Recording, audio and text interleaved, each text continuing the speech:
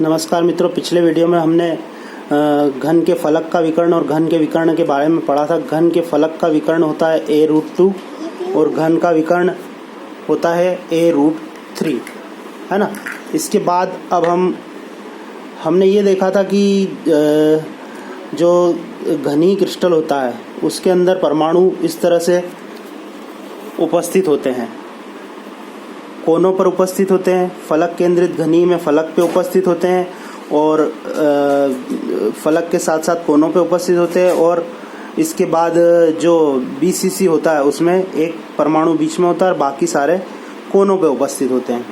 तो इन परमाणुओं को हम गोलाकार मानते हैं और उस गोले की त्रिज्या को हम r मानते हैं, है ना। तो परमाणु की त्रिज्या और घन की भुजा a और r और इस परमाणु का जो व्यास है d, इनके बीच में हमको संबंध स्थापित करना है। a, r और d के बीच में संबंध स्थापित करना है। इस पे प्रश्न आते हैं परीक्षा में, ठीक है। तो सबसे पहले हम लेंगे सरल घनी या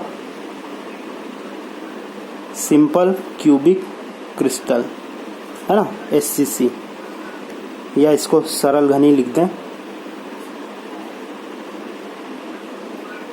सरल घनी क्रिस्टल में परमाणु इस तरह से कोने पे उपस्थित होते हैं और यहाँ से यहाँ तक की जो लंबाई है उसको हम भुजा बोलते हैं, उसकी माप a है और परमाणु की त्रिज्या r है। तो हम देखते हैं कि a जो है वो r प्लस r 2r के बराबर है, ठीक है। तो a और r में संबंध हो गया हमारे पास a = 2r और 2r हम जानते हैं किसके बराबर होता है, d के। तो सरल घनी क्रिस्टल में संबंध क्या हो गया, a बराबर 2r बराबर d, ठीक है। सरल घनी क्रिस्टल के लिए त्रिज्या और घन की भुजा के बीच में संबंध है a बराबर 2r और व्यास d, ठीक है। अब इसके बाद हम लेते हैं FCC में परमाणु एक तो फलक पे होता है और कोनों पे होते हैं, है ना। तो इस फलक को अगर हम अलग से बनाएं, है ना, इसको अलग से बना के हमने देख भी लिया था। ये जो फलक का विकर्ण होता है इसकी लंबाई कितनी होती है, a√2, ठीक है। ये भुजा कितनी है a, ये भुजा कितनी है a, ठीक है। और ये a√2 जो है इसमें यहाँ से यहाँ तक की दूरी, इस परमाणु का व्यास है r प्लस r, इस परमाणु की त्रिज्या है और इस परमाणु की त्रिज्या है, मतलब r plus 2r plus r, ठीक है।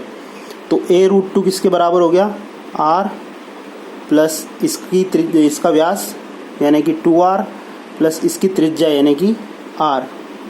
तो कितना आ गया, 4r बराबर कितना हो गया, a√2, ठीक है।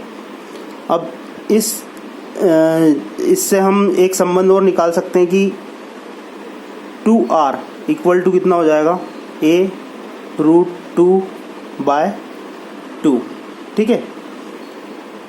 और 2r किसके इक्वल टू होता है, 2r इक्वल टू होता है d के, d = 2r = a√2।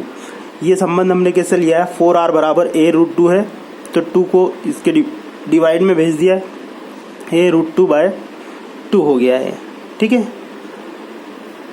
तो ये एक संबंध और हमारे पास आ जाता है। अगर सिर्फ r और a के बीच में संबंध स्थापित करें तो यहाँ से इस समीकरण से हम देखते हैं कि 4r बराबर a√2 है। तो r बराबर कितना हो जाएगा, a√2 डिवाइडेड बाय 4। तो r बराबर कितना हो जाएगा,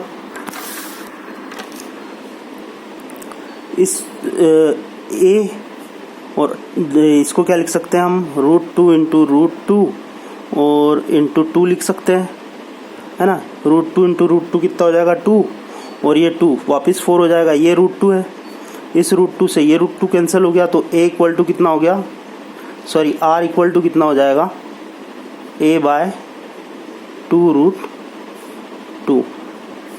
ये एक संबंध हमको मिल जाएगा, ठीक है। तो फलक केंद्रित घनी क्रिस्टल के लिए एक संबंध ये हो गया और एक संबंध ये हो गया। सीधे r के रेस्पेक्ट में अगर हमको वैल्यू निकालनी हो तो। ठीक है, अब इसके बाद आता है फलक केंद्रित घनी के बाद आता है BCC यानी कि बॉडी सेंटर क्यूबिक। इसमें देखते हैं ये बॉडी सेंटर्ड क्यूबिक में एक परमाणु बीच में होता है बॉडी में, ये कोने पे और ये कोने पे, और इस विकर्ण की लंबाई हमने पिछली बार देखा था वो कितनी थी, a√3। ये है a√3 और ये a√3 किसके बराबर है, फिर इसकी त्रिज्या ये 2r प्लस ये r कितना हो गया 4r इक्वल टू कितना हो जाएगा, इसमें 4r इक्वल टू कितना हो जाएगा a√3। कैसे हुआ ये फिर से एक बार देख लें। ये जो विकर्ण है इसकी लंबाई हमने कितनी निकाली थी, a√3 है ना, और यहाँ से यहाँ तक देखें हम, ये 3 परमाणु है, 1 2 3, इसका बस इतना हिस्सा है, मतलब इसकी त्रिज्या के बराबर, इसका व्यास के बराबर है और इसकी त्रिज्या के बराबर है, तो r plus 2r plus r है ना, यानी कि 4r इक्वल टू कितना हो गया a√3, यानी कि r इक्वल टू कितना हो जाएगा a√3/4। एक संबंध ये हो गया। अगर d के रेस्पेक्ट में लिखेंगे तो ये कितना हो जाएगा d इक्वल टू 2r है ना, इसको 2r लिख दिया है हमने और इसके डिवाइड में 2 भेज देंगे, a√3/2 ये संबंध आ जाएगा। तो कुल मिला के हमारे पास संबंध हो गए 3। कौन कौन से, ये हो जाएगा हमारे पास BCC के लिए d equal to 2r equal to a√3/2 है ना। FCC के लिए हमारे पास हो गया है d equal to 2r equal टू a√2/2। ठीक है, और तीसरा सरल घनी के लिए हो गया है a बराबर 2r इक्वल टू d।